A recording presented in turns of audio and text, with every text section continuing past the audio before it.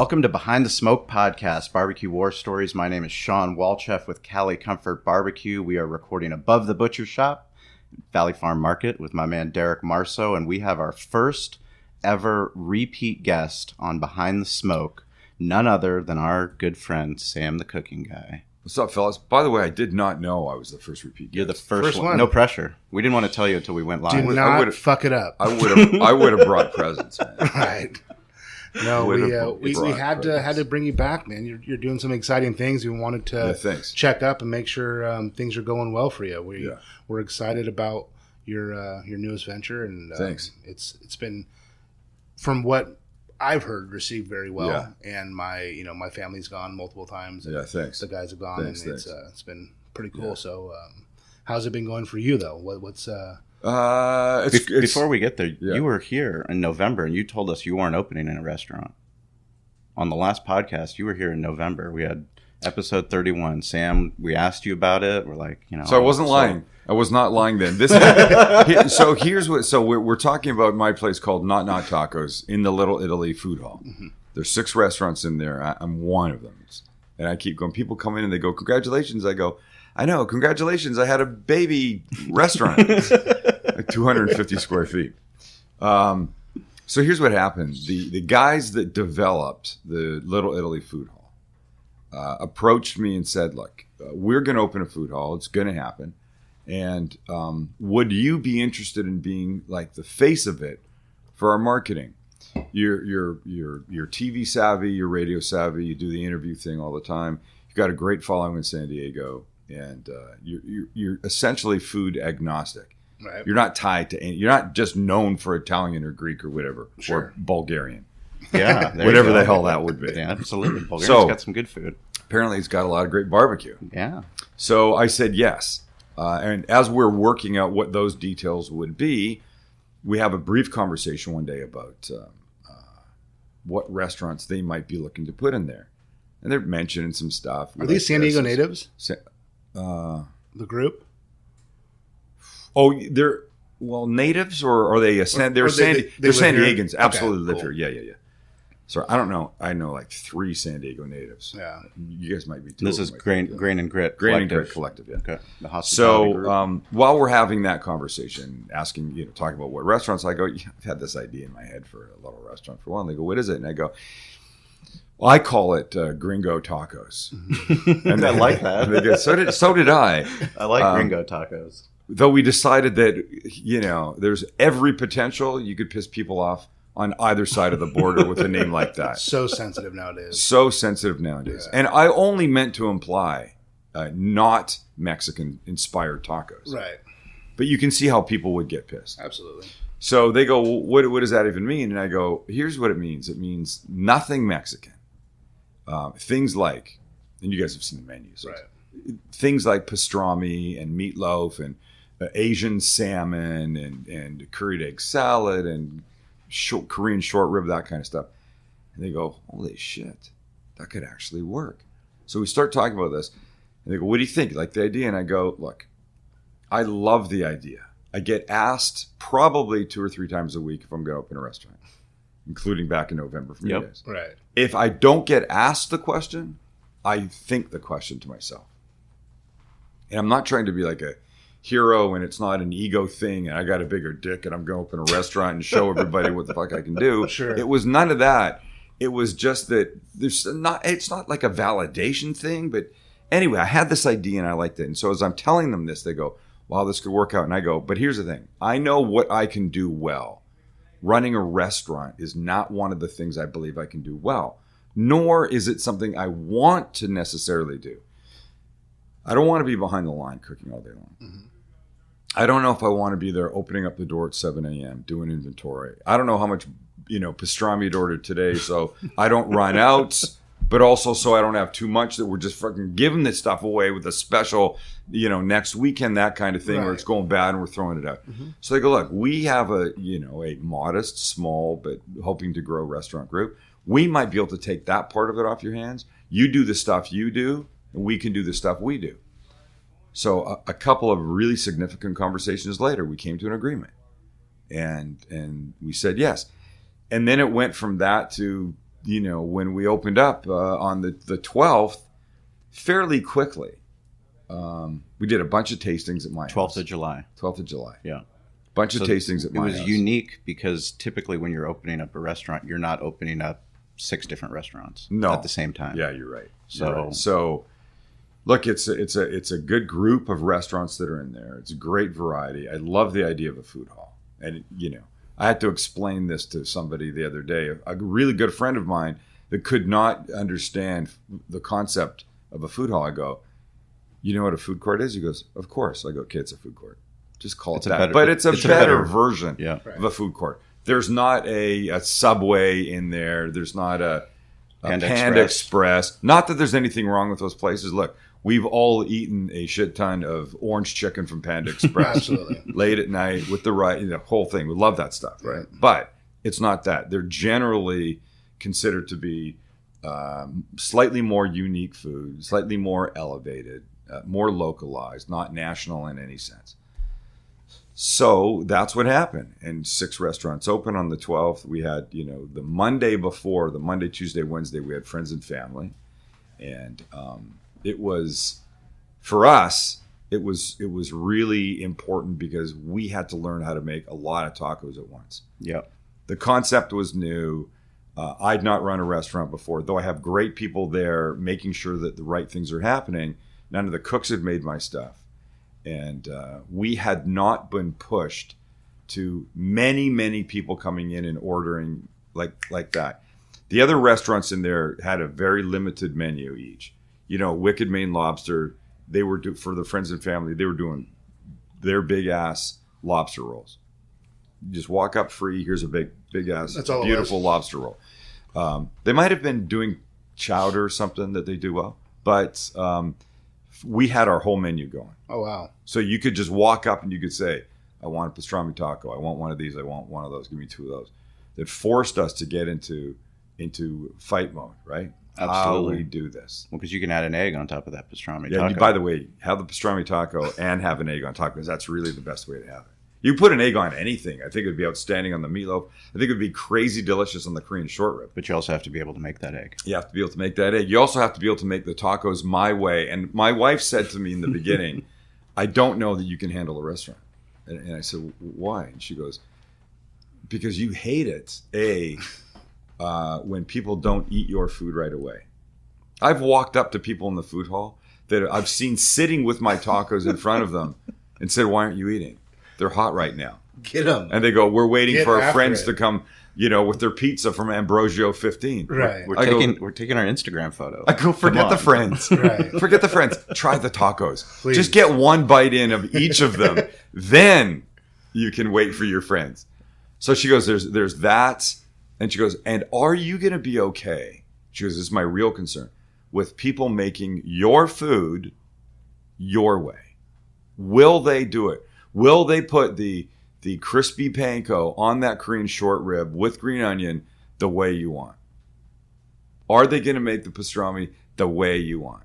That's the stuff. The answer is no right away. But the answer is absolutely not right away. And honestly, Derek, the week before we even started Friends and Family, as the cooks were learning my food and making it, it was a roller coaster week. It was like one day it was amazing. I was just, wow, they're turning out this stuff and it's looking good. Granted, they were only making a handful at a time. Well, let's get a proper idea of how big this space is because it's unbelievable the amount of you have eight people on the line. No. Now was that just opening day? That was just we couldn't do it without. I don't know how you did it. No, it was insane. It was insane. No. We're now it's basically small space. 4 people.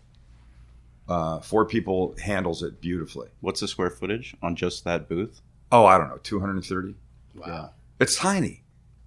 It's Derek and I would take that. It's a half a bedroom. When you walk, Derek would be on the line, and people come behind you and they go behind. There's no behind for him. He's got the whole place. He'd have to go around. You'd have to open your legs and crawl through. It's tiny, which creates some HR issues. You're not kidding. What? How many seating? What's the seating like? I think inside will hold like 75 or something. So and then there's the big bar, right? So there's the little food hall bar. probably 4,700 square feet. 20 there. Yeah, 4,700 square feet. And think then, so there's 6 restaurants in there and then the common space. Do you do all the prep there? Yeah, we do. Jesus Christ. It's tough. Yeah. It's tough. We're buying short rib. We're trimming it. We're freezing it. We're cutting it. We're making the curried egg salad there. So you had some growing pains having them do it right. Yeah. So what we did, one of the guys in the group, a really great guy named Howard Solomon, that was the vice president of Phil's for 4 years, opened up 40 restaurants, including the Hard Rock downtown when it first happened. Did this drill. So did you know Howard before? Did not. You did not? No. Oh, so he was with the hospitality group. Yeah, they brought him on for 2 reasons. One, to inboard all of the other restaurants, help them out equipment-wise, stuff like that. But then be there for us. Yeah. So now he has nothing to do with anybody else except knock. Getting the place set up, the procedures, the policies, the ordering, the stocking of shelves, how we make sure we've got enough short rib ready to go. You're not going to run out. We were running out of stuff. One of the first days I put up an Instagram, sold out on the Korean short rib, which, looks great and is fun, but if we close at 10 o'clock during the week and 11 on weekends, you got 40 minutes to go before you close. You run out of something. I'm fine with that. Sure. Yeah. 2 o'clock in the afternoon, we get caught with your pants down. It's not okay. It's not a very good thing to do. You can't, no. Sean, be running out of ribs. Friday night at 6 o'clock. Friday night at 6 o'clock. That's for a barbecue place. That'd be terrible. I drove from Escondido to come have these ribs, and you don't have them. Right. I'd be bummed. Yeah, I'd be bummed. Right. So we're getting that part figured out. But Howard did this thing. So the food hall has, porters that basically clean inside, outside tables, stuff like that, and ambassadors that are there to make sure that things are happening right.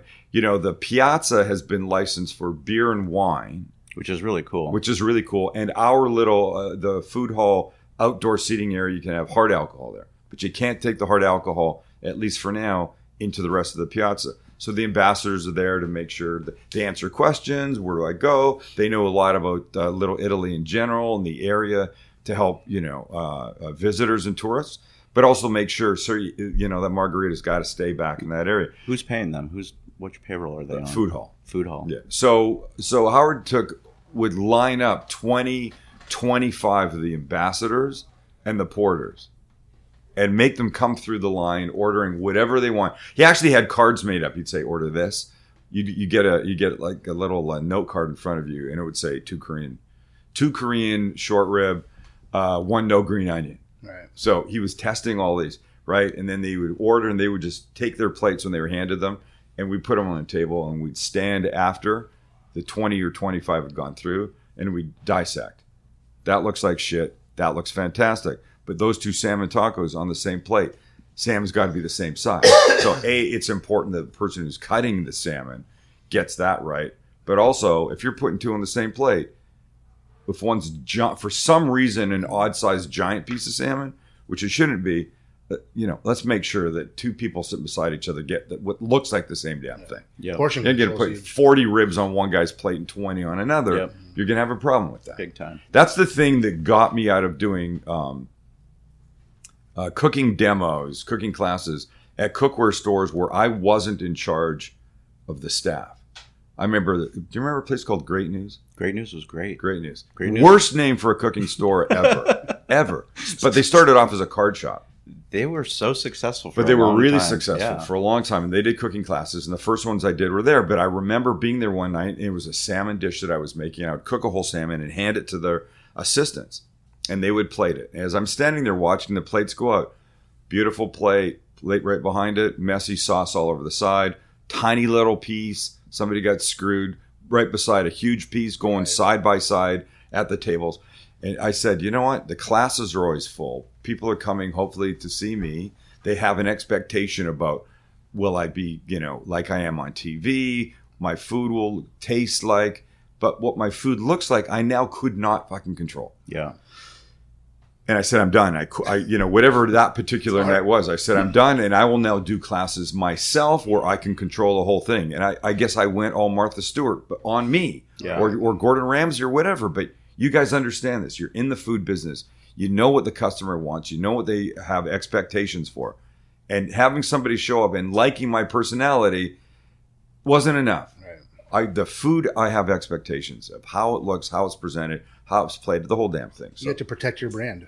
You really do. Yeah. We talk about it, and it's very, very important to be consistent and have, because people expect us, when they come here, we got, best barbecue in San Diego. We just got an award. And if I can't put that out all the time consistently, we're going to do a disservice to that person that comes later and gets a dried out tri-tip or something like that. Right. It cannot happen. Yeah. And call me what you will, but I'll be damned if I go out there and shit isn't right. And, again, we're working with the procedures and the same type of concept, but we always talk to them like, do not put out a product that you would not eat. If you would not eat it, I'll lose the money. I'm fine. Do not put that out. Just to get it out, just to kind of finish your job. Like, you have to have some type of pride in what we're putting out. I would rather take an extra minute or two to make sure it goes properly to the customer and looks the way it's supposed to look. Like, there's that stupid expression, you eat with your eyes. I made a T-shirt. I was in the business, cooking on TV about, 2 months, and I made a T-shirt that said, whoever said you eat with your eyes is an idiot. I eat with my mouth. And I thought it was being funny. And it might have been amusing. But, of course, you don't eat with your eyes, but you see when the plate hits in front of you, shit's got to look right. And if there's sauce all over it, or if whoever hands the plate to the server has got rib sauce on their gloves, it's now on the bottom of the plate, and the person, that's a bummer too. Yeah. It can look good, but if it's all jacked up underneath, that's not good. Yeah. You don't want that. Take an extra minute. Make it look perfect. I think that's important. One of the things, once we started doing our cooking demos in the beginning, we would have Zien come and put on a Kansas City Barbecue Society class at the restaurant. And, the amount of knowledge that he has and the wealth of, this is how you're supposed to do your turn-in box. This is how you're supposed to prep your pork butts. This is how you're supposed to do your brisket.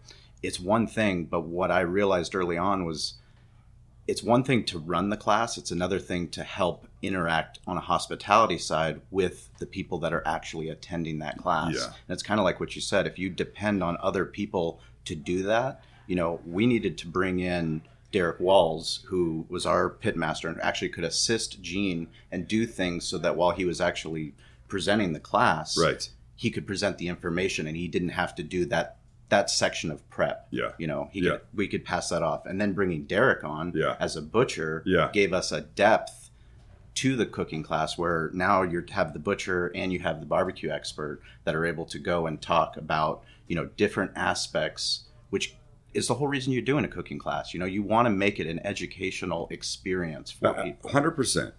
Look, whenever I've done a cooking class, as much fun as I like to have, and I want people to come and be entertained, and I'm stupid on TV. I'm no different in real life, right? You don't have to agree so quickly, man. Derek just nodded his head like I said, do you want like an 800-pound steak? I am stupid on TV, and people come with, I suppose, some expectation of that. Mm-hmm. But at the heart of what I do is teach. Whether it's TV, whether you're laughing or not, you may not realize I'm teaching, but I'm teaching. I remember my first videos I did, it was Fox 5, which is now CW or something. It's not Fox anymore. It hasn't been Fox for a long time. They would come to my house. They would shoot 4 or 5 videos, go back, edit them down to like 90 seconds. And I was only doing 90 seconds a couple times a week on TV. And I'd go to the station, I'd review them, and I'd say, you missed the point where I get my whisk out and I, do this here. And the guy goes, there's really no time for that. I go, what do you mean? He goes, well, there's a funny moment here. I go, I appreciate what you're saying about keeping it light and stuff. But if you don't get that step, it's an important step to miss. It's got to go in. And he's like, but these are, I go, you can't, no, there's no, these are, I don't know what you're going to say. These are funny or they're enough the way they are. It's important that people understand how to make that, whatever that was. Mm-hmm. And they didn't get it half the time. And I quit that station because the general manager was a shithead. Yeah. So how many different tacos do you guys have? We have 11. 11? Yeah, wow. We have 11. How many prep items? I think Howard's counted 86. Well, I don't know. It's something crazy. 50.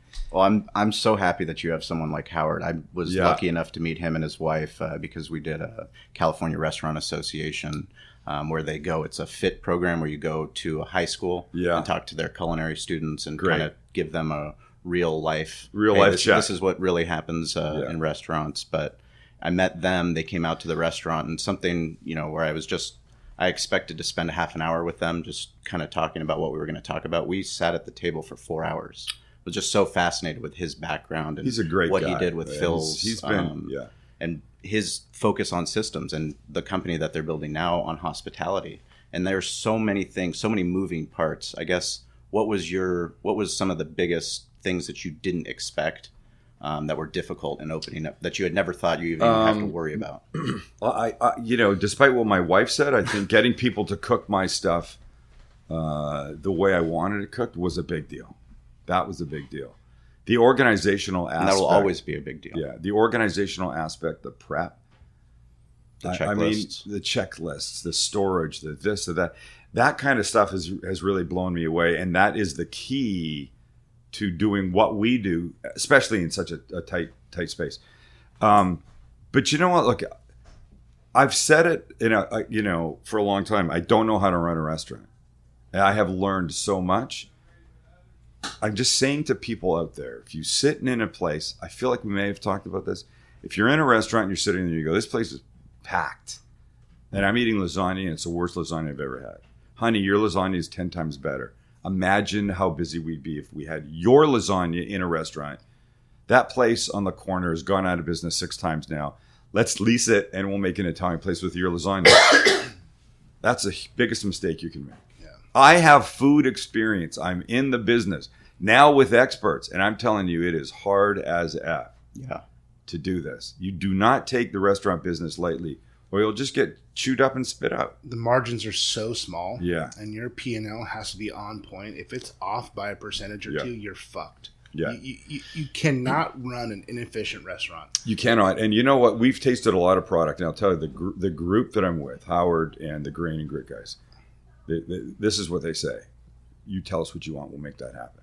Which is really rare. I have a friend in a not same business, but a similar kind of relationship with partners that he goes, I've decided not to do anything with them because it was not going to be like that, and I could tell right off the bat. But we tasted a lot of product to get to the stuff that we want, and we're putting out a really great product. We've got good stuff. We're really cooking there. I mean, most of the other guys, apart from the Main Street guy, roast is cooking and stuff. But we're like cooking at the moment, making your food right then. You can't make a short rib, Korean short rib taco an hour before somebody comes in. One of my friends said, why don't you just cook a whole, like we take the marinated short rib that's raw out of the pan, throw it on the flat top, right? And we cook it right then. And it goes into a warm tortilla that we cooked from raw. And one of my friends said, can't you just take a pan, fill it up with a cooked short rib, and then just take that? I go, no, it wouldn't be anything that I would want to serve like that. Right. There are certain things you can do that with, right? Mashed potatoes, of course, they're warm and they're ready. Mm-hmm. The egg salad, yes. But that kind of stuff, no, I'm not doing that. We were looking at salmon, trying different salmon all over the place. We ended up, our salmon comes from Catalina offshore. Mm-hmm. But some supplier handed Howard a box of salmon one day to bring for us to look at and taste. And in this box were like 6-ounce portions of cooked salmon fillet with like the grill stripes on it. And I go, what the fuck is that? He goes, well, it's nothing we're going to use. I go, who's using that? And he goes, like maybe some little small golf course, at the 9th or 10th, whatever hole. You'd be surprised how many people use pre-cooked. I mean, you go to any Mexican restaurant or any Mexican little taco shop. Yeah. 90% of their like carne asadas are pre-cooked and diced, so they just get it and put it on a hot just to warm it back up. Yeah, just flat top. Yeah. They put it on the flat top, put some seasonings in it, spray a little like juice, the au jus on it to get the juices going, and they put it in your carne asada burrito, and that's all. That's what you get. Same thing with chicken. And I mean, I could never do that. No, we're making, the meatloaf that we have. We're making meatloaf every single day. Right. Every single day. Then cutting it and putting it, in the fridge below the flat top pulling it out, and finishing off on the grill. And something that's important to note is most of the time when you're making meatloaf for a restaurant, you're going to cross-utilize that meatloaf in another dish. Yeah. The things that you're making are specifically for that one fucking taco. I know. Loss prevention, man. That's hard. It is. But that's why having someone like Howard who understands storage, understands prep lists, understands the operational side. There's so many challenges that come with that, but that's the highlight. I mean, that's what you wanted, and that's what makes those tacos fucking incredible. Me, right? Yeah, they make those tacos incredible. Yeah. As a self-proclaimed taco connoisseur, go ahead. I would say that I think one of the biggest things in a taco is the tortilla. It has to be. Talk to me about your tortilla. Yeah, so please let me know that it's a good quality tortilla. Oh no, it's a great quality tortilla, and it's made with lard. Which pisses off some of the vegans for sure aren't. But we have a lettuce wrap option. But then there's sour cream that has to be removed, and I'm getting a little shit for that. But I did not open Sam's vegan taco restaurant. Dude, right? If I did and I was using lard, then you can bitch me out. But I'm not. Yeah. But you guys understand. You can't please everybody. Critics. No. Yeah. Everyone's got a voice, right? So it took us a while to settle on who would make our tortillas for us, and we found them. We put a lot of love into it. We think they're really delicious. The biggest tortilla controversy we had was no corn tortillas. And people go, well, what's up with that? I go, a corn tortilla to me, is indicative of a Mexican-inspired taco first, but more importantly, the smell of a corn tortilla is very significant. You pick up that taco off your plate and you put it up to your mouth, you get the smell of corn tortilla right away. And that's not what I wanted. I wanted a delivery system. I wanted a blank canvas, albeit a delicious one with little extra chew to it. And, that's my jam. It's great, I right? love that shit. What was the first thing I told you when I came on opening day? You asked me, like, how was it? Yeah. You said the tortillas were fucking incredible. Yeah. I'm telling you. You hit a home run with the tortilla. And thank you. We keep getting asked if we're going to sell them. To Derek's point, for us growing up in San Diego, living on Mexican food, I mean, you can't underestimate how something is that important. Yeah. I mean, when you have an unbelievable There's quality nothing tortilla, worse than picking up a tortilla and it's cracking. It's cracking, dry. Right. That's the fucking But I also worst. I wanted you to pick up the tortilla and you would smell the flat griddled pastrami with the Munster cheese and the dill pickles and the crispy onions on it, or the Korean short rib, or whatever it is. I didn't want you to get it up to your mouth and smell corn tortilla right away. Sure. That would be throwing in everything I'd worked to put inside the tortillas. It would completely throw it off. Oh, yeah, it has to complement it the way you want it to be complimented. Yeah. I'll tell you, one of my favorite, it's the least well-performing taco that I anticipated, is the curried egg salad. And I think here's what happens. I think people walk in and they see meatloaf and pastrami and Korean short rib and that kind of stuff. And they got a lot of great choice and they go, egg salad.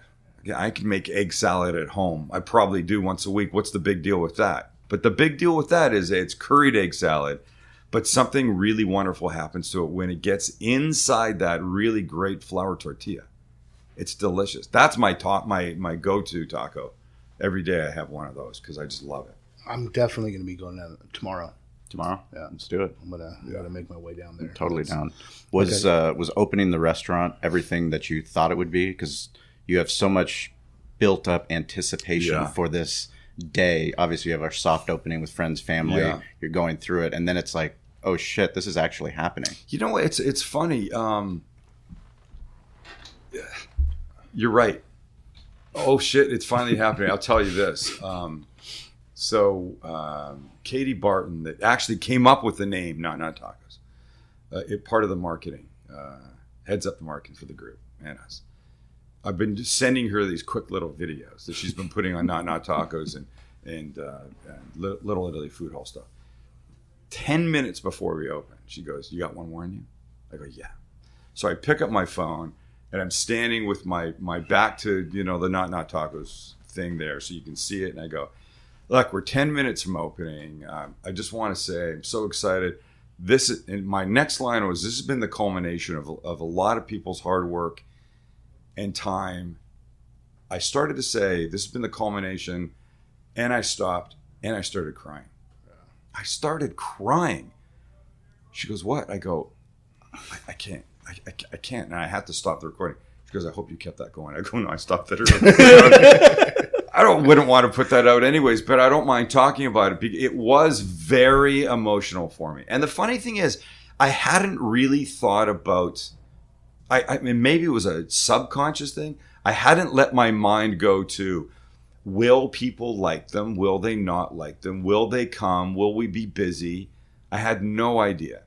And sure enough, 3:00 that day on whatever that Thursday the 12th was. Packed. We were packed. Right away, people came in. They were excited. And I've taken more pictures, shaken more hands, and given more hugs in the past 2 weeks. 2 weeks than I have probably in the past 2 years. But that's so important. It's so important. It's so important. You can't be the brand ambassador for this food hall, and not be present. You're right. Right. You know, and I'm not always going to be there, but when I am, and I'm so thankful for people, and you know, friends will say to me, do you get tired of it? And I go, tired of what? And they go, you know, people want to take a picture, say hello, or shake your hand, or whatever. I go, this is what you work for. Right. All the stuff that I've done is for the people that watch, and you hope they like it. And then when you write a book, they buy a book. When you hopefully open a restaurant, they come to that. But without them, I have nothing. Nothing. We always talked about playing football. I never understood. I had a few teammates that when I was with the Chargers that would, you know, the fans would come up and they would like, oh, go talk to my agent, you know, or do like, and it made me so mad. I'm like, this is what we work so hard for. Like, you got to spend the time and talk to that kid because that could change his life. It's exactly what it is. Yeah. You know what? And whether it's a kid or an adult, when somebody takes the time, my very first book signing at a Barnes and Noble was just it was insane. It really was. We got there. What year was this? 2007. Probably not. Maybe 6. Okay. Got to the book signing. It was at 7:00. Walked in at 6:45. The place was packed. You couldn't see shelves. You could only see people. And this, my editor had given me a little warning the week before. He goes, look, everybody has great expectations of a huge turnout. He goes, I'm just telling you, it doesn't always happen. 50, 60 people, that's a home run, man. Right. Be good with that. But I had a whole bunch of friends that could just come knock on my door and say, will you sign this book? I want to give it to somebody. They didn't have to go to a book signing. And they were telling me they're going to the book signing. So I threw 75 books in my car. Walking to the book signing, I hear somebody go, there he is. And the next thing I hear is, they're out of books. I go, they're out of books? Yeah. The guy goes, yeah. My friend just went to another Barnes & Noble to buy for us and the 4 people behind us in line. So I had those books. Anyway, at like 10 to 11, the Barnes & Noble people come up and they go, you know, you still have a lot of people in line. We close at 11. I go, okay. I said to somebody, I'm happy to be here as long as there's people in line. If they've come from La Mesa, Escondido, even across the street, and they're waiting in this line, I'm going to stay here until there aren't people in line. And they were not happy about it. And I left at 12. Right. I signed every single one. But I can't just... I saw Martha Stewart signing books once at Costco. Didn't realize she was there. And she was at a table. There was like a yellow line and people couldn't come in. You had to stay like 3 feet back from the table. And she'd look up and smile and she would just sign. There was no personalizing. I think it was just Martha Stewart because personalizing took too long. Or they would say it's for Beth and she'd write Beth, Martha Stewart, and then pass the book and then it would get to you. You could say hello and she'd give you a little hello, right. But there was no conversation. Me, I'm a big fucking yenta. I just want to talk to everybody and I want them to feel like they've gotten, you know, they waited in line. They know you now. They know me. Yeah. And I'm the same guy. I keep saying that on TV. So we have some conversation. Right. I remember the funniest thing that night. Some guy comes up and we're chatting. I go, blah, blah, blah. Okay, let's sign this book. Who's it for? He goes, it's for me. Okay, cool. What's your name? He goes, Doug. I take my Sharpie and I just start to write. And he goes, it's D-U-G. I go, that's so funny, man. He goes, no, it's D-U-G. I go, wait, how often is that a problem? He goes, every day of my life. Why did your parents do that to you? Dude, why they just fucking threw you on stoners, man. Stoners, huh? It's so important, like this. though. this. Right. Let's make it different. Let's make it DUG. DUG. No, it's so important for people to get to experience the person. It kills me. You talk about, playing football and guys not wanting that. Especially, I think if you're fortunate enough to be able to play a game for your career, you owe it to the fans, because without them you have nothing. Right. But especially little kids, man. When somebody comes up with a little kid that's a fan, I'm right on my knees at their level, talking to them or bending over. They deserve it. Right. Thank you for having the right attitude about that. And with a restaurant too. And people come up to you, Sean, and they go, "We were in the restaurant the other day." You don't go and just go like, "Fuck off," I mean, that's probably the hardest thing that I have to remind myself every day is it's easy to put your head down in a restaurant and go walk through the restaurant. I got something to do. But when I take the time to stop at a table, little eye contact, thank how them, did you find out? Right. How did you find out about it? That's why we do what we do. Exactly. I mean, that's literally, that's the hospitality side of this business that needs to be there. It's not about that man or woman's lasagna only. Not at all. It's not about the cash register. It's about what you said. I mean, thank you for sharing that. It's, you get on camera to talk about, it's 10 minutes before the opening. You see literally hundreds of people in the piazza waiting to get in, and you start crying. I mean, like literally, because everything that you've been doing leading up to that point has gotten you. Your wife is there, all your team is there, everyone's ready, and you're like, this is amazing. It's like all in. It's your all in moment. Years ago, I learned if all my efforts are directed towards the viewer, and now there's customers, but the viewer, make it about them. Think about what they need. You're going to be okay. Right. You're going to be okay. Yeah, the second I start making it about me, then you'll lose people. But that's me yelling at the guys editing the videos. That's important. You can't cut that stuff out. Right. So that's, if you're listening, whatever business you're in, customers first. That's it. That's you make your decisions based on what is best for them. Right. Yeah. We do the same thing. We do it a little bit differently, but for the store, I always make sure that my employees are first. Yes. I make sure I take care of my employees. I get that. To put them in a good mood, to make sure that they're taking care of the customers, right? And then just to talk about what we were talking about a little bit earlier, but I mean, going to Fiesta Island this weekend, we were playing Over the Line, and we were fortunate to win back-to-back world championships and Over the Line, which is incredible. But everyone's wearing Valley Farm gear because Team Valley Farm wins. But people are coming up like, "Hey, I went to Valley Farm the other day and got this," and it's like, okay, cool. I have to remind myself, dude, take the time out. Ask him his name. Hey, what's your name? So easy. Hey, dude, it's a pleasure to meet. I just wanted to thank you for coming to the store. Yeah.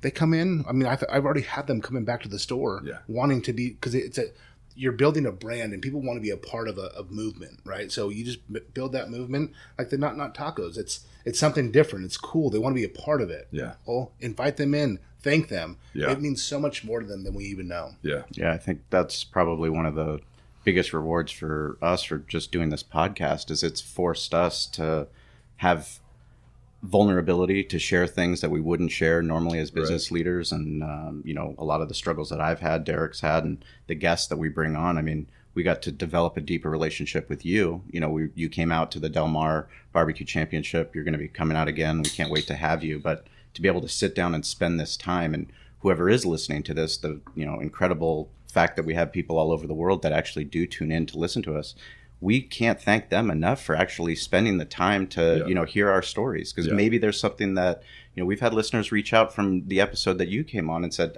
thank you so much for having Sam on. Now I'm going to start my barbecue podcast. I've had a lot of people talk about your podcast from the earlier one that you did with us, and just like, man, because you said it so well, but like just white knuckling that fucking steering wheel going to work and just hating it, people are like, that was me. That was me. When I listened to that podcast, I knew I had to do something to change. Yeah. And that's inspiring to us. Derek, it's so many people, unfortunately. That's the hard part. Yeah. There's people and they don't know what to do. And I think I said this last time.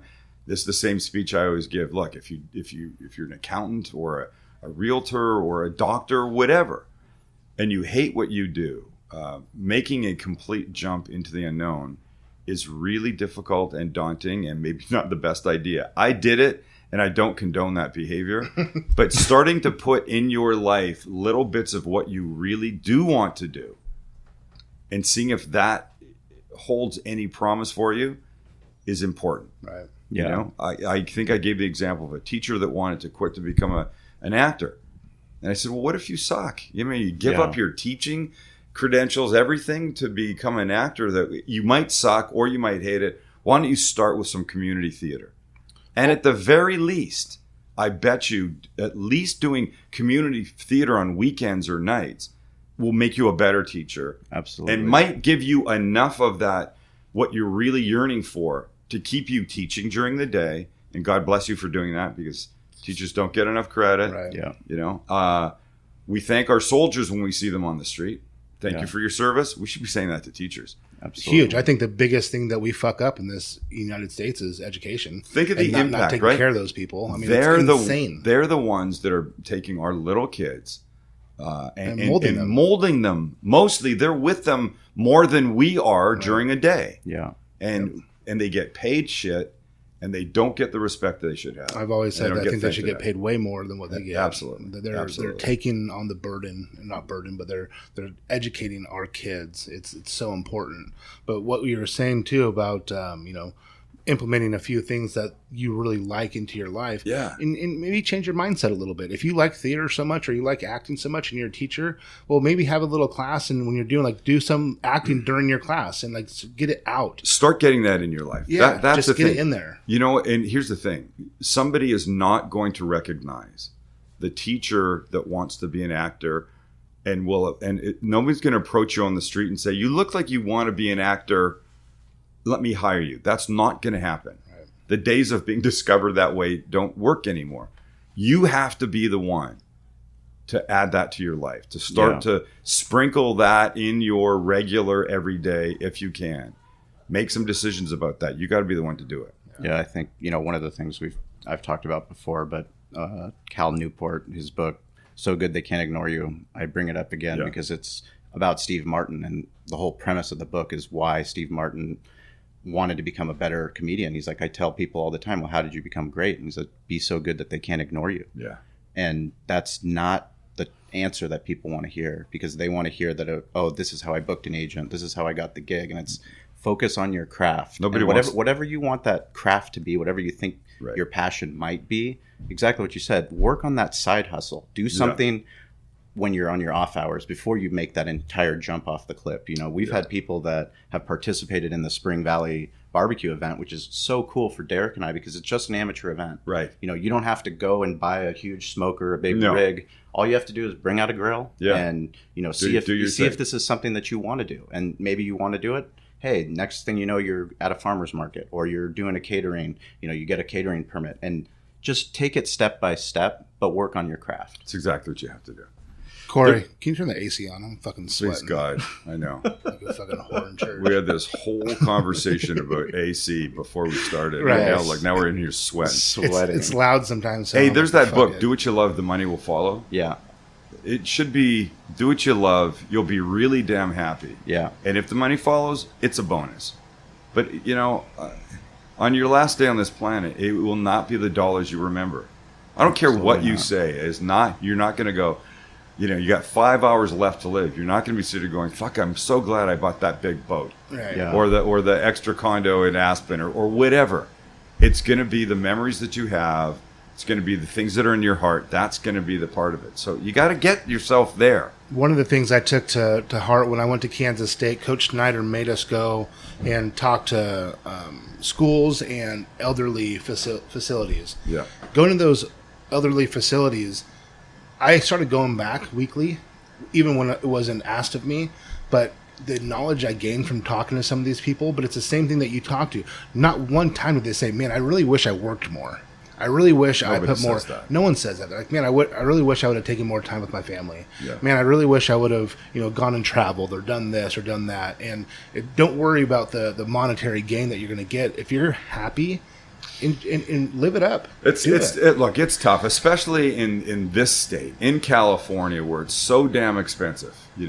My son just moved here from Oregon, and the prices of rentals. He could be living way fancier there, but he's now here with family and stuff like that. So I get that it's a struggle. I get that you got to make a certain amount just to stay above the line, keep your yourself above water, that kind of thing. But that being said, I mean, how much do you need? Yeah. How much is too much? Yeah. We talk about it a lot. A couple less hours at work and a little more time at home with your family or with a loved one or doing something that you like, something for you, is important. And I think that gets forgotten.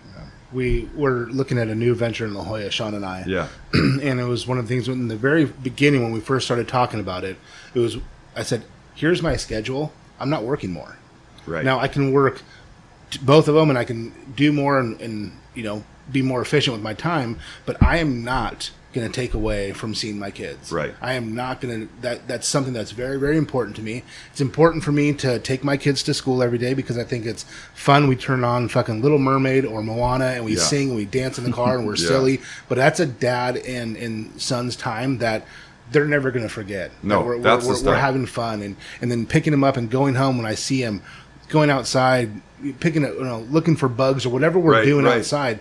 I will not give that up for a monetary gain. I cannot. It's crazy. That. The best memories I have of doing stuff with my dad are, oh wait, I don't have any memories of doing stuff with my dad because he didn't do it. Nothing.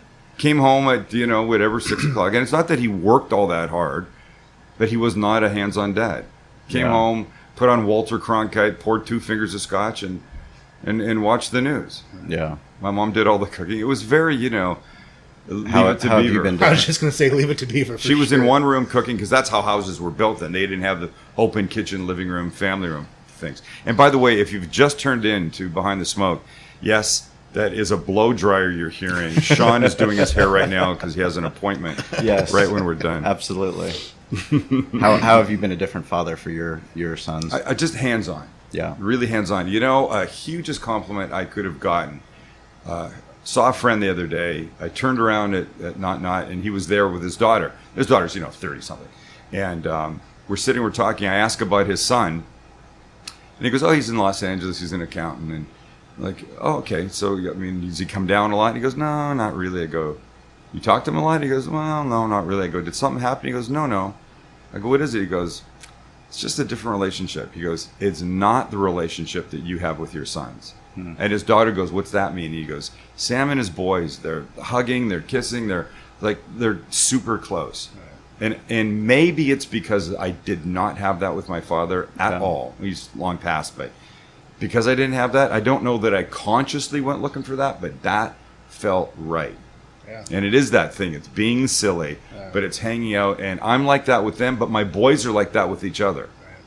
When they haven't had a fix of their other brothers for a few days, they start to talk about it, Mm-hmm. And now they all live here, but they can't see each other every day. But it's a regular let's get together thing. I want that to be a normality. 100%. And it will be because you're conscious of it and you're doing that. Right. And you're making those decisions about how much more you want to work. And it's okay to be affectionate. It's okay to show those things, to be vulnerable. Like I hug and kiss my kids every single day. Every day. I actually woke my son up this morning kissing him and tickling him and doing that stuff because he was sleeping in a little bit. And, those things, again, my dad was great. He wasn't much of he's a saint of a guy, very, very kind, but he wasn't like a big hug. Even when I hug him now, he's kind of like, it's a little awkward for him. My dad barely hugged and could not say the words "I love you." Yeah.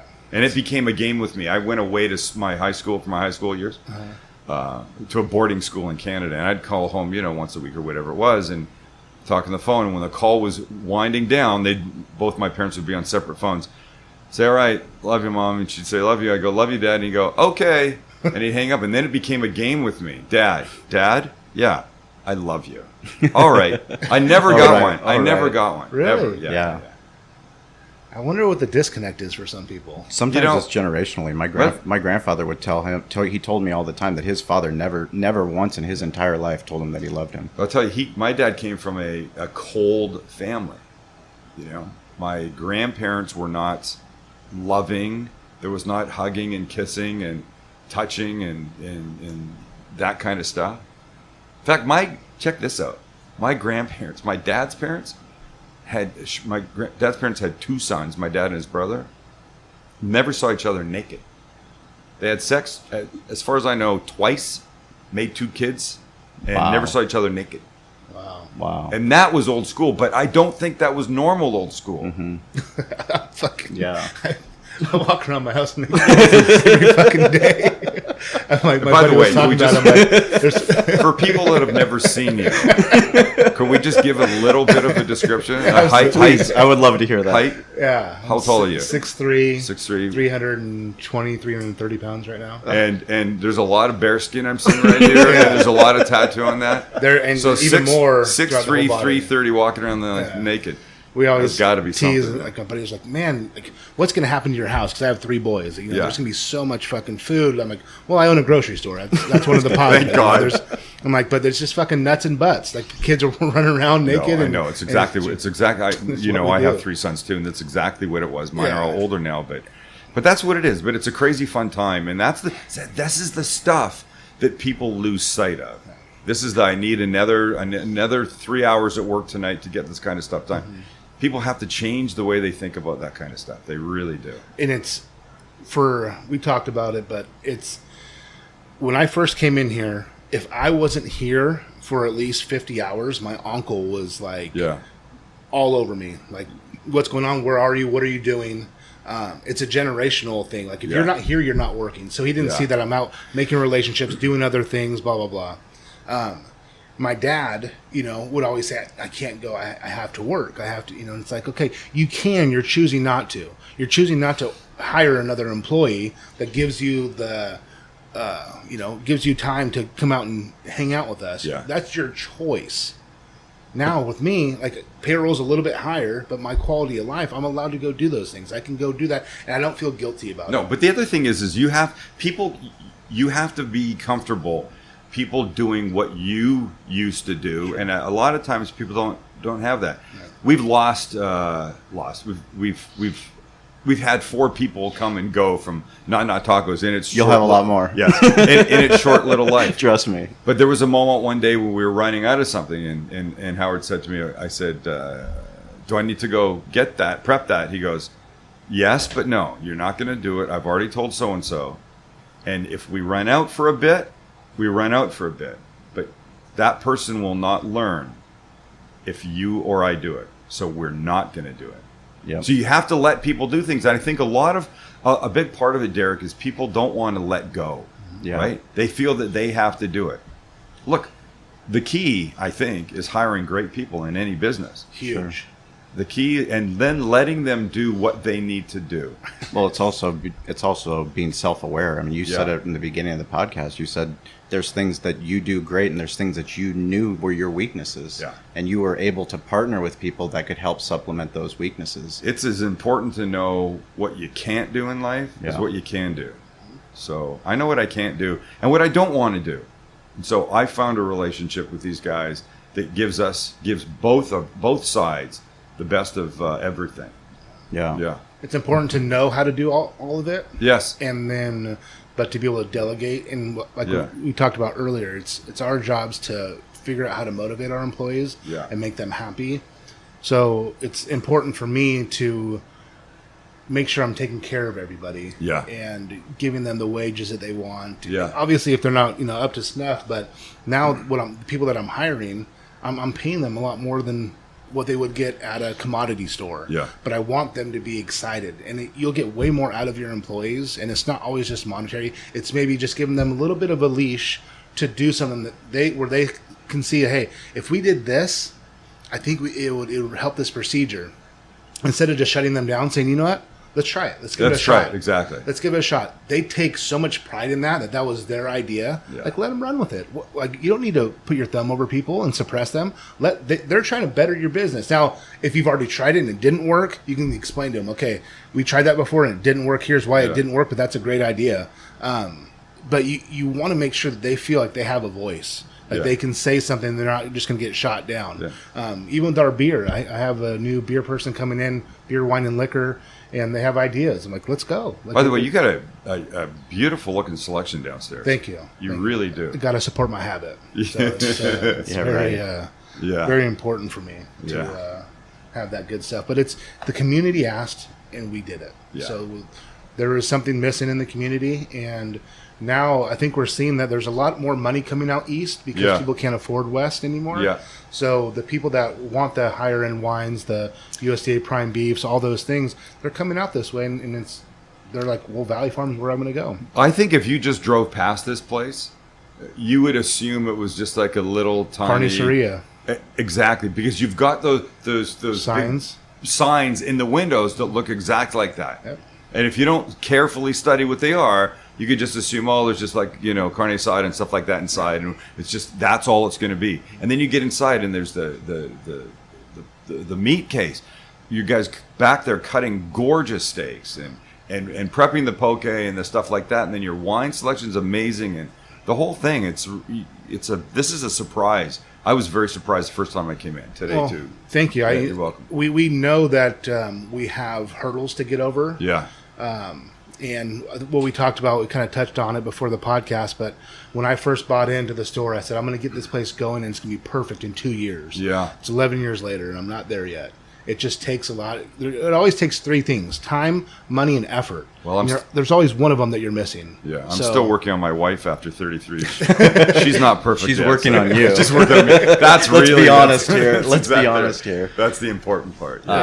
There's one thing I did want to talk about since the last time you were on. It's great to open up restaurants. It's great to have Emmys. It's great to be on TV. Mm-hmm. One of the things that has happened since the last time you were on was the Anthony Bourdain. Oh yeah. It's important that we talk about vulnerabilities. I've struggled with alcoholism. Being a bar owner and being sober for 5 years, it's something that every single day I just have to do my best to work my program and to make sure that I'm doing what I have to do to stay sober. Yeah. It's really hard. This platform has allowed me to kind of talk about it. I haven't talked about it very often. Derek's talked about some struggles that he's had. I mean, I have my own struggles with weight, which he's helping me out with. But if you could tell us a little bit more, what happened, I couldn't believe that, Anthony Bourdain's suicide would have such an impact on me, because I woke up so early that morning. Yeah. I was up at 4, and immediately on Twitter I saw it, and then I just started reading more about it, and then I actually was going over to Blue Lagoon to Jack, who we've had on this podcast, and I was going over there, and my wife, she called me and she goes, "Did you see Sam?" I said, "No." It's like, "He's on Fox 5 right now. You have to see it." And you went on Fox 5 with Raul and Shally and shared personally. I mean, I broke down in the car. Yeah, did you, man? Yeah, it was, I just got chills. So turn the AC off. Yeah.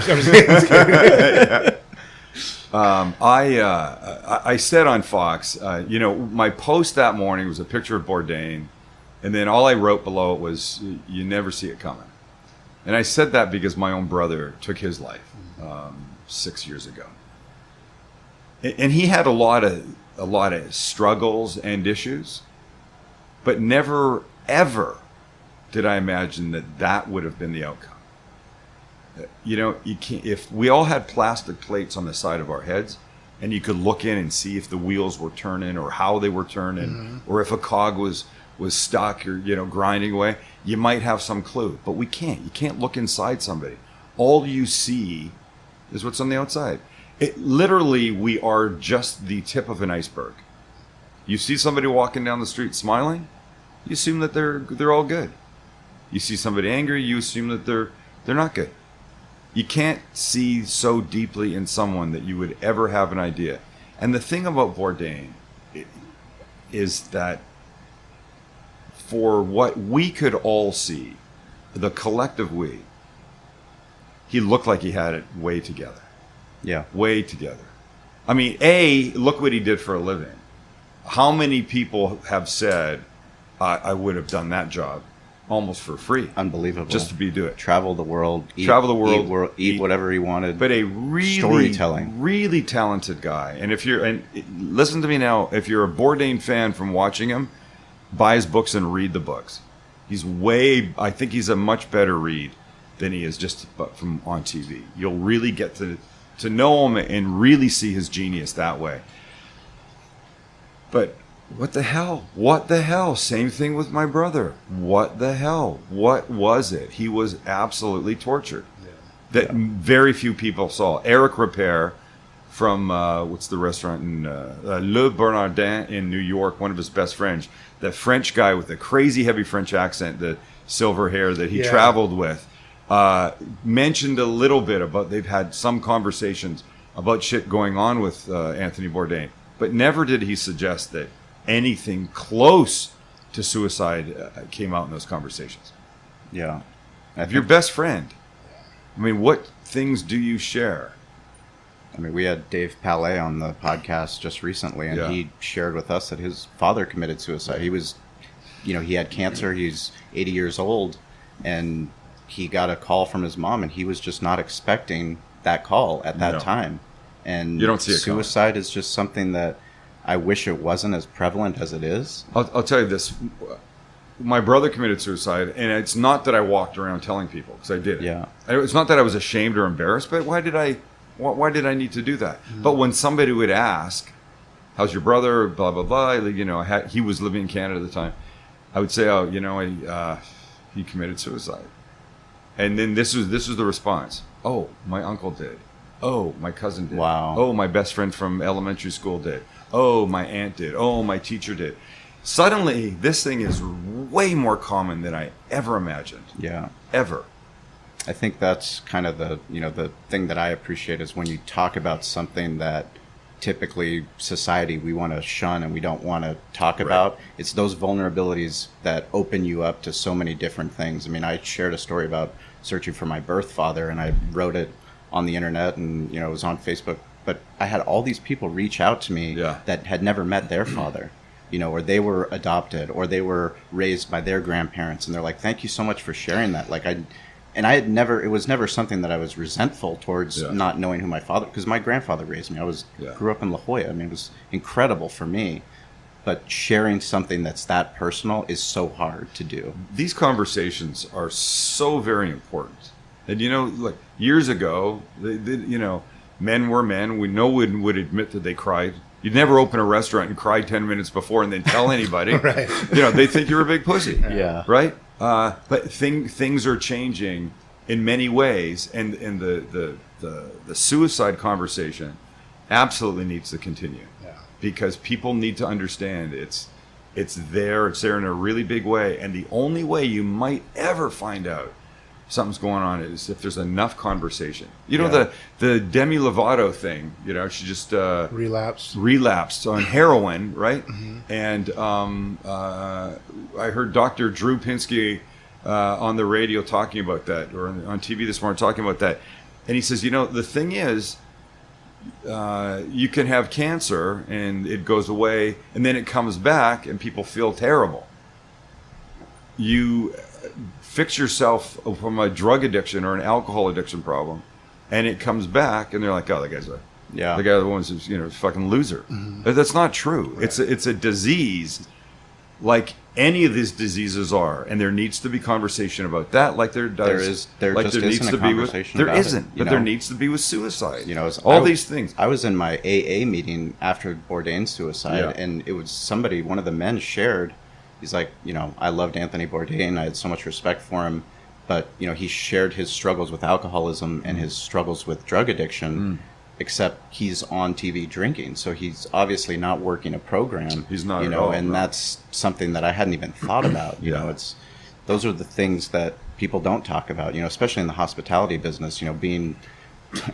I was a professional drinker. I tell people all the time I'm a Hall of Fame drinker. I'm in Canton. I have a bust, and I could drink with the best of them. But ultimately, for me, it's dealing with my addiction. And I shared when we had Jim Trotter on this podcast about my alcoholism. We had a listener reach out in New Orleans that said, ask me questions, and I was able to refer him somewhere. And if it's one thing that we can do out of all the things that we're doing with this podcast, I mean, it's just having a conversation and knowing that we're here as a resource, no matter what that is. It doesn't mean that we're an expert by any means. Yeah.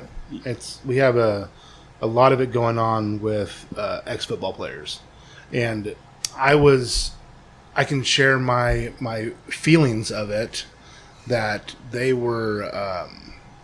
I had a lot of anger towards my friends that killed themselves, and just kind of naive to how they were feeling. when I'm 18 years old and one of my teammates kills himself, I'm like, you piece of shit. There's so many other things that you could have done, But now you get older, you understand the struggles that some people go through, and you have to be sensitive to those things. And you have to understand, like, this person is going through so much that the last thing or the only thing that they have left is to kill themselves. I mean, that's absolutely horrible. Like, right. We have to be able to there has to be more avenues. And yes, it's great to put on these, hotlines. Call if you need help. I'll tell you what, the person that's going to kill themselves ain't fucking calling those hotlines. Yeah. So we need to make sure these conversations continue to happen. I have a lot of friends that, right now, yesterday, I just did another MRI for my baseline for my CTE. I don't have CTE. We're going through the progression to see what's going on with my brain. But it's something you have to make sure that you're sensitive to, and you're looking at it, and you're always checking out. And I got to call my buddies that I played with that I know have had just as many concussions as me, and check up on them and see how they're doing, and create that dialogue, that conversation, and know that it's okay to talk about. We don't need to be scared about it. We can just talk about it, have an open conversation. I mean, it's a huge compliment to you, Derek, to not only, number one, recognize that you need to be proactive in your life to go and deal with what football might have put you through, but to be willing to share that. I mean, it's, such a testament to you, because it's all it takes is one person. You don't know where you're going to hear it. You don't know where you're going to see it on TV. You don't know what conversation, but if you're not having that conversation, then there might not be that call to action. Yeah. Were your kids play football?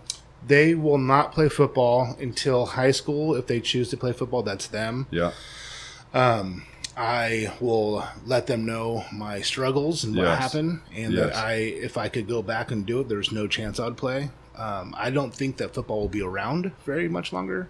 I know California is going to outlaw Pop Warner here pretty soon. Are they? Yeah. So, I mean, it's just, you think about it, and it's great entertainment. Look, why pretty soon? Why not now? Yeah, I agree. What is it, like a 3-year plan? They're going to start shutting it down slowly? It's just money. It always comes back down to money. And, it gives kids outlets to release anger. One of the things my high school coach told me, he's like, I could tell the difference from when you first started, because, my parents got divorced. I was having a few issues that I held a lot of anger inside, and it was an outlet.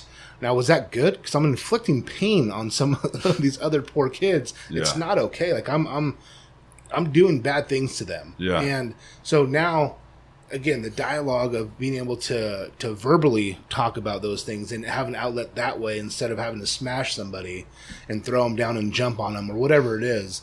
It's just a brutal, brutal sport. And especially for D linemen like me or O linemen, there's not a play that I don't hit somebody. Mm-hmm. There was not a play that I wasn't. No, that's your job. Right. So, but a safety, he could be back there and, there's a pass. He doesn't hit anybody. But D lineman, O lineman, there's a lot of banging going on. And, our brains aren't meant to sustain that. That's why we have our skulls. And it's not supposed to bounce around like that. And, I don't want them playing football. No, good for you for talking about this. But I being so honest with this. Yeah, it's a hard thing, because it gave me so much. And I don't have that resentment like I used to. I think the push needs to be at the parents, because I don't know how the percentages break down of little boys saying, I want to play football, or is it the father going, hey Jimmy, guess what, you're going to play football. Yeah, you're going to get out there and you're going to knock helmets, and that's got to change. I would not put my kids into football. Right.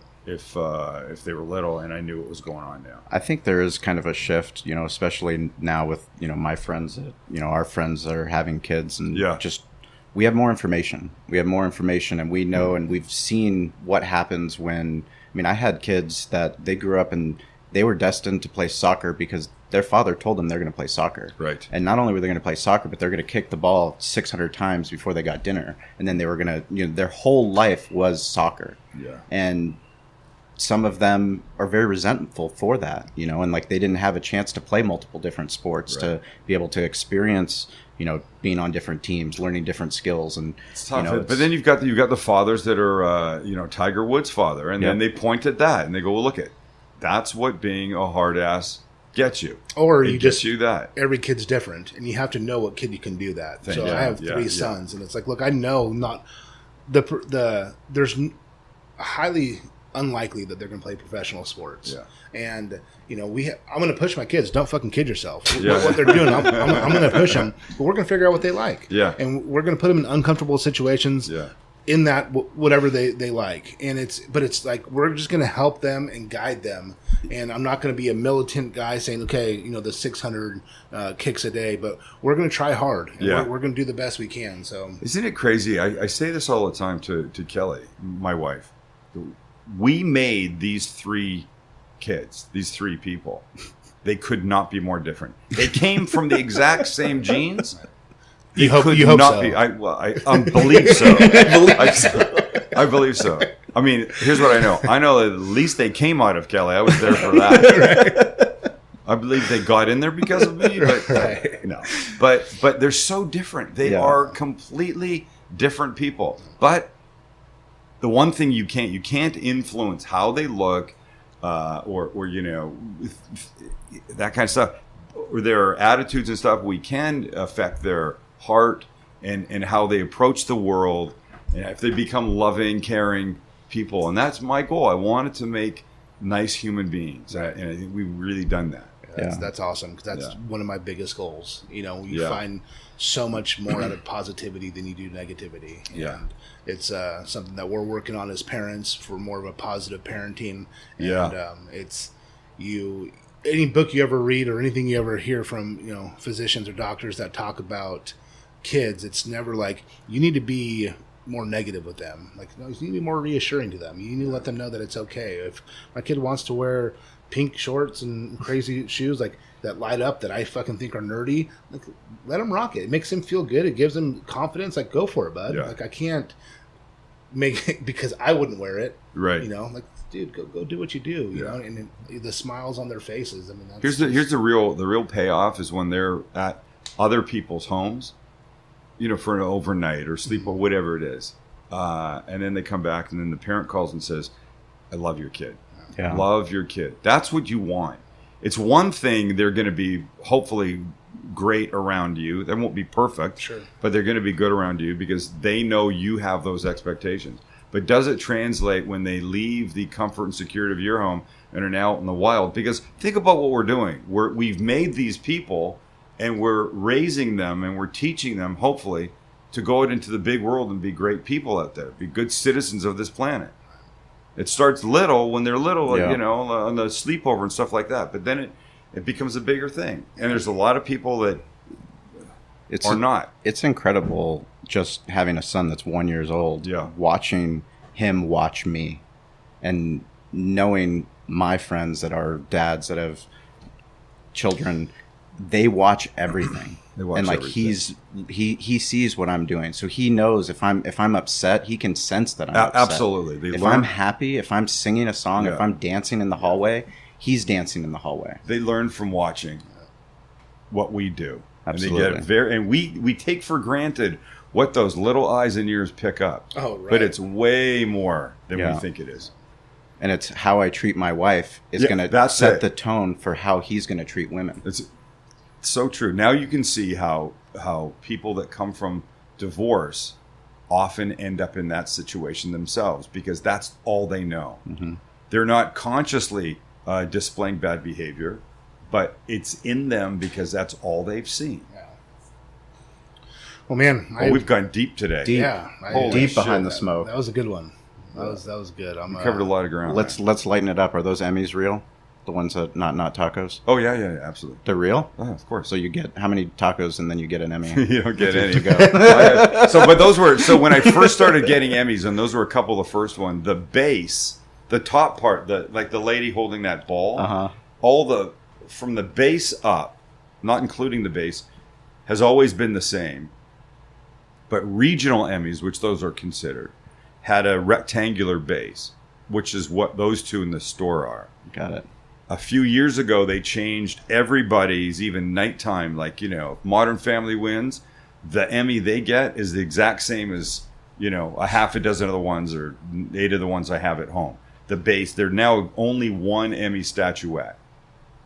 But I took 2 of the old ones because I knew people weren't going to know. They'd look up and go, "Oh, I think those are Emmys." Right. Nobody's going to judge the base unless you've won an Emmy before. You have me convinced. Oh, good. They are real. No, they're absolutely real Emmys. They just have the old base on them. That's actually more impressive. Yeah. I could have paid $150 an Emmy to have the new base put on, but why would I do that? So you're excited for Del Mar Turf and Surf Barbecue Turf and Surf. Haven't figured it out yet. Yeah. I don't know what I'm going to do. Looking forward to you're going to do a cooking. Food. You're going to do a cooking demo just like last couple of years. Yep. Absolutely. Cooking demo. People come. We'll make something. They can eat it. I don't know what to. I've got Tommy from Catalina gave me this great Camp Chef stove. Okay. It's a flat flat top, goes over 2 of the burners. And then there's a separate burner just for pots or, woks or whatever you want to do. So I'll probably bring that and do something fun with that. By the way, awesome. 3 little Camp Chef commercial, 3 30,000 BTU burners on this thing. Really? That is 30,000? A lot of 3 30,000 BTU burners each. Wow.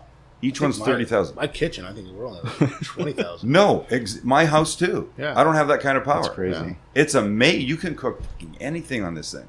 And it folds up in a wheel toting bag. It's like $300. Well, we're so honored to have you participating in that event. It means the world. I was really bummed when I thought you had a wedding you had to go to and you couldn't be there. I don't have Derek's scheduling. We need to get you some big calendars. What's how many guys are going to be there? How many people? Right now we have 52 Kansas City Barbecue Society teams 56. That are signed up. And how many last year? How many last year? Even better. We had 49. Shit. 52 have paid. 56 total. We'll have 60. Wow. We'll have 60. We capped it at 60. So $15,000 in prizes that they're going to be competing for. That's amazing. Yeah. That's amazing. We'll have 5 seafood restaurants. We're going to have 5 dessert restaurants, 10 barbecue restaurants, and 10 PC teams serving to the public. And where's the judging done? Judging will be done on site. Yeah, right on site in the tents. We were that 100 teams. They were 100 teams, 100 judges. 100 judges, all packed completely. We have Big Green Egg. They're going to do a huge Big Green Egg experience, which is going to be really rad. Wow. Dr. Barbecue Ray Lampy, he's going to be out here for that weekend, and he's actually opening his first restaurant right now. So the fact that he's coming out here for Big Green Egg, That's amazing, I'm sure he's going to be pretty stressed out about what's happening down back in Florida with his restaurant. But he's going to be out there doing cooking demos. We have Scott Kaplan, Mighty 1090. Ben Higgins is going to to be out there. Scott can't cook. No, but he's trying. You got a Big Green Egg? You got a Big Green Egg. Yeah. Oh, he does. And Ben Higgins has a Big Green Egg, too. Nice. So, the Big Green Egg family's growing. Jim Trotter does as well. U.S. Foods has been real awesome to work with. Yeah, they've been awesome, man. U.S. Foods, the way that we're going to vote this year, they're coming up with the algorithm, and we're going to be able to do it online on your phone. So really? So instead of paying, so this year is going to be all you can eat. So you pay a fee, come in, you get all the samples you want. Got it. You can go on your phone then and then vote. So there's not going to be any tickets. There's not going to be any tokens. Oh, that's easy. That's easy. So it'll just be a lot easier for everybody. Look, of course, it's a great event if you're a barbecue geek, right? Yep. Come in, see what the best people in the business are doing. Mm-hmm. But I think it's an amazing event if you're just starting to think about even getting into barbecue. Right. You'll be blown away by what you can learn just by standing back and watching. And the thing I love about this barbecue community is how willing everybody is to share and talk. Yeah. It's not like get out of here, kid. This is a secret. I'm not going to tell you anything. Right. Any of these guys will take the time, unless they're 40 people deep in their line and they're in the weeds trying to serve. But anybody will take a minute to talk to you. I like your food. Any suggestions? I'm just getting in, that kind of thing. You can go to 40 people and get 40 suggestions that probably all make sense and all things that you should do. I think one of the coolest things is how many people have been on this podcast that participate in that event that you can, go and talk to Fern's Barbecue. You can talk to Juicy Brucey, Pork Belly's Barbecue, Hot Sauces and more. Brazen Coops. Who's the furthest traveling barbecue team so far? Arizona, I think. Yeah, Arizona. Well, we actually, our social shout out for this week, every week, tag us in your Behind the Smoke photos, hashtag. It's Mudville Barbecue, and they are going to be competing for the first time, and they're coming down from Stockton, California. Nice. KCBS team, proud member, Mudville Barbecue. Thank you for listening to the show. We're fired up to have you out in Del Mar. It's going to be an awesome event. I can't believe it's Santa Monica Seafood, man. Santa Monica Seafood. I just saw you announce that. That's huge. They're going to be big for us. Yeah, Derek stepped up big with Chevis. That was Chevis Shima, the vice president over there. And so what does that mean? They're doing, how do they? So the 5 restaurants, we're going to give them food. We're going to give all the other teams some seafood as well. They can either grill it, they can barbecue it, however they want to prepare it. Yeah. And then with the 5 restaurants, we're going to be giving out a lot of different seafood. So if someone wants to come, they don't want barbecue or smoked stuff, I think we might do some poke just to pass out. There might be some ceviches there. So for the person that doesn't want it or is a vegetarian or a pescatarian, what's it, pescatarian? Pescatarian. Yeah. They can come out and try it. So it's it opens up the demographic of who can come out. Yeah, we talked about it. Maybe I should do seafood then. Yeah, we said awesome. We want to make this the Breeders' Cup of barbecue championships. Something that's unique to Del Mar, to the entire world, and opening up to seafood's a huge category for us. We're looking at maybe getting a full swordfish, and butchering it there. Yeah, that would be rad. I say that I probably shouldn't say that because I don't know if it's going to happen or not. Okay, so I don't know if I mentioned this last time, but butchering this swordfish just gave me a thought. So our YouTube community, the Sam the Cooking Guy channel, has grown like ridiculously in the past 4 or 5 months. It's awesome. We're like at almost 120,000 subscribers now. Really? Oh shit! It's crazy. That's amazing. You were at like 25,000 the last time you were on. I know. That's I don't insane. know. I think I know what happened. I mean, I think the work is looking great. But the recipes were down. They're averaging about 5 minutes, and that's what people want. Right. And there's just a jillion comments, and it's 120,000 subscribers. That's amazing. You get a plaque from YouTube with a silver play button on it. That's rad. I know, it's crazy. But there's something that I've always wanted to do. We never quite got it done with the TV show, and you're the perfect guy to do this. I want to take half of a cow. Mm-hmm. And have it wrapped or not wrapped. I would say wrap it in the pieces like they'd be butchered in saran, and then lay it out on a table in the way it would be like looking like it was on the animal. Yeah, it's a great idea. We've done it before. I've been flown out to Wisconsin before to do that. We did it a little bit differently. We basically broke it all down and then put it in pieces so it still looked like the cow afterwards. We've never done it before, but it's. But something... I want people to. I see people in the supermarket standing at the meat case, looking in like deer in the headlights. Right. No clue what anything is, what they should buy. Often they're just buying off of the numbers, which is a huge mistake. Right. I say it all the time. I would rather have one great steak once a month than a shitty steak once a week. Yeah. Right? You really do most of the time get what you pay for. But visually, I think it's important for people to get a sense of if that piece of meat is right by the front legs that are always moving, it's going to be a muscly piece and it's going to be harder to eat. Tough, it's not going to be nearly as tender as the tenderloin that's protected by ribs and stuff right on top of it. So I think it would be a cool thing to do. And I think got this giant ass audience. I'm sure they'd love to see it. Yeah, no, we do at Big Green Egg, the Egg Fest. I broke down a pig. Yeah. So I had a little thing where I showed everyone basically the same thing. Like, where's it coming from? Where's the St. Louis coming from? Where's the baby back coming from? Where's the picnic? Why do they call it a pork shoulder when it's up front? Yeah, I know. Exactly. Or why do they call it a butt when it's on the front? It's like, well, it's the butt of the shoulder, so you take it off and show them where it's at. And I don't think we have that video on Behind the Smoke Facebook page. I don't think people need, for my purposes, need to see it being broken down because who the fuck's going to do that? Exactly. No. I mean, how many people are there going to, honey, we're getting a whole half this weekend, we're going to get our big knife out and they do that in Bulgaria. And I don't know why I did that accent. It's like it's not a Bulgarian maybe accent. That's the person that's going to be doing that. But to see that all laid out, that would be cool. Yeah, it's really, really cool. And like you said, it really shows what muscles are weight bearing and what aren't, what need to be broken down more, why they need to be broken down, where it's at on the loin, why is it more tender towards the chuck, those things you can talk about. Yeah, we can definitely figure that out for sure.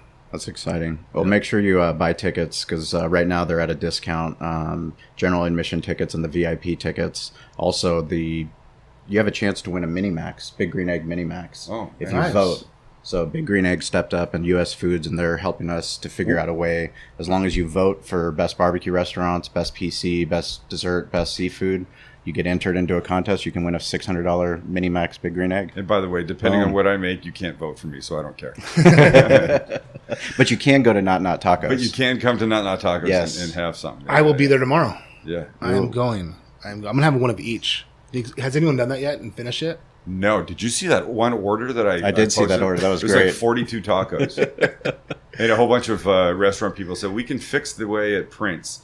So it doesn't say short rib, short rib, short rib. It just says like 5 short rib. Yeah, that kind of thing. Well, oh. Good. We got it figured out. Yeah. Thank you to Corey, producer, Brian, Sam for your time coming back. Pleasure, First guys. time repeat guest. Knocked it out of the park. I think we touched a couple different topics. What didn't we touch? Right. Yeah, thank you guys for listening to the podcast. We'll be back next week with Ben and Shelly Higgins talking more Big Green Egg.